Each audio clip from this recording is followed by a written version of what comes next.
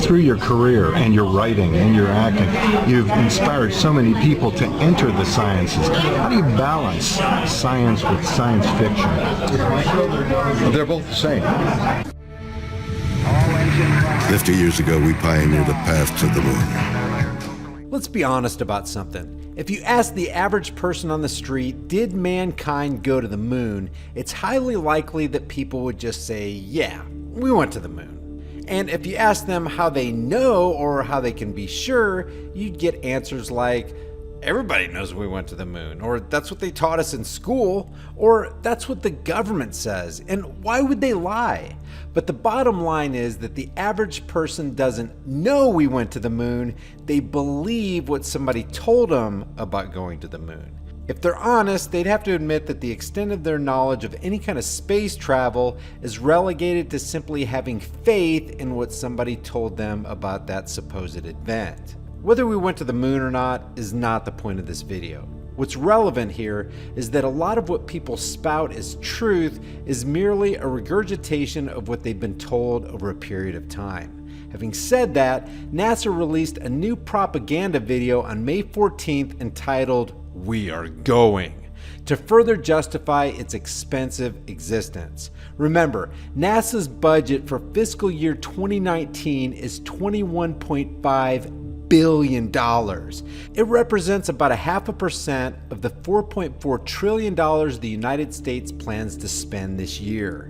Since its inception, the United States has spent $601.31 billion on NASA alone. That means NASA costs taxpayers almost $60 million, guys, every single day. Among other heartbreaking problems in America, there are 554,000 homeless Americans on any given night, there are 1.7 million uninsured veterans, and real statistics indicate that there's over a 20% unemployment rate.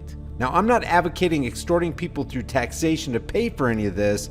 What I'm pointing out here is that politicians are far more interested in funding a wasteful government entity that likes to publish CGI photos and videos when that money could have actually benefited people who really need it. And ironically, or fittingly, however you want to look at it, NASA has hired Star Trek's William Shatner to narrate for their new propaganda push. Here's what Shatner tells us they're gonna do. We're going to the moon to stay by 2024. Maybe after this part, Shatner should have added, to boldly go where no man has gone before. But in order to go to the moon, he tells us what we have to overcome. We must overcome radiation. What? Why must we overcome something we already overcame? You're talking like we haven't done these things before or something. Apparently, according to NASA's own engineer, Kelly Smith, overcoming radiation is something we haven't done before. My name is Kelly Smith, and I work on navigation and guidance for Orion. As we get further away from Earth, we'll pass through the Van Allen belts, an area of dangerous radiation. You know, that radiation they supposedly already skated through in the Apollo missions from 1969 to 1972 in their tin can wrapped with copious amounts of aluminum foil? Radiation like this could harm the guidance systems, onboard computers, or other electronics on Orion. Naturally, we have to pass through this danger zone twice, once up and once back. But Orion has protection. Shielding will be put to the test as the vehicle cuts through the waves of radiation. Sensors aboard will record radiation levels for scientists to study. We must solve these challenges before we send people through this region of space. Wait, what? We must solve these challenges before we send people through this region of space. Hold on a second. I thought we already solved these challenges way back in 1969. It's 2019. We've got 50 years of exponentially expanding technology behind us. How exactly is it that we have to solve these challenges that were conquered a half a century ago? I'll tell you what, since we already threw so much money at it in the 60s and 70s, and since the program works so consistently well, why don't we just fire up the old Apollo program? Then we won't have to solve any of these challenges because we've got a program that already solved them. Wait, what's this? In a nanosecond, The problem is we don't have the technology to do that anymore. We used to, but we destroyed that technology, and it's a painful process to build it back again. We don't have the technology to go to the moon anymore because we destroyed the technology? Guys, I'm not making any of this stuff up. And I'm not making any assertions here, YouTube, so cool your jets. NASA, even in its own multi-million-dollar propaganda video, is telling us that humans can't make it through the deadly radiation, and we don't have the technology to go to the moon because the people we paid to keep all that information safe decided to destroy it. I got an idea. Let's defund NASA.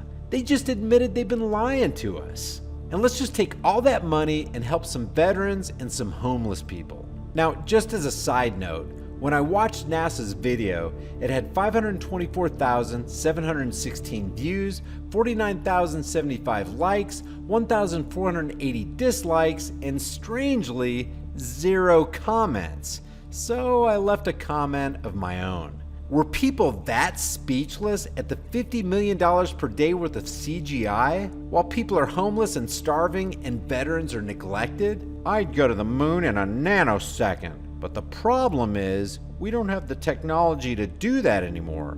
We used to, but we destroyed that technology, and it's a painful process to build it back.